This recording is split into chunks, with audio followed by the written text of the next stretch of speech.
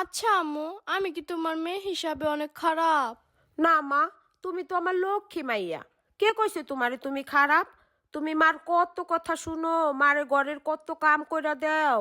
এমন কথা কে কইছে তোমারে? আচ্ছা আম্মু, তোমার কাছে কি আমি কখনো দামি কিছু চাই? তোমার টাকা লস করি? না, কে কইছে এমন কথা?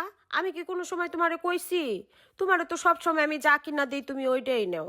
কোনো সময় আমার টাকা লস করো না। তুমি আমার লক্ষ্মী মাইয়া। কিন্তু জানো আম্মু, আজকে আমি খুব অপমান হয়েছি। কে?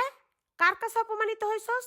কার এত বড় সাহস আমার মাইয়ার অপমান করে? আমার বান্ধবী নুসাইবা ওদের বাসায় আমারে ডাইক্কা নিছে। তারপর ওই আমারে ঈদের জামা দেখাইছে, দামি একটা লেহেঙ্গা, 8,000 টাকা দাম। আচ্ছা, তারপর এই জায়গায় অপমানের কি আছে? আরে আসল কথাটা তো শোনো।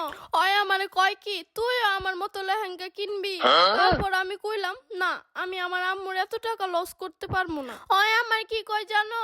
কয় তোর মা তো একটা কিপটা, জীবনে কি তোরে দামি কিছু কিনা দেয়? আর দেখ আমার মা দামি একটা লেহেঙ্গা কিনা দিছে, আবার কয় আরেকটা ড্রেস দিব। কও আম্মু, তোমারে যদি এমন করে কথা কয় তাহলে কি আমি অপমানিত হই না? ও আচ্ছা, এই ব্যাপার। আপনার লেহেঙ্গা কিনার শখ হইছে, আমারে ফকির বানানোর সাজ জাগছে। বিছনা জারার ঝাড়ুটা কইরে বলে অপমানিত হয়। মাইনসরে লেহেঙ্গা ওই বান্ধবীর লগে সম্পর্কই রাখবি না।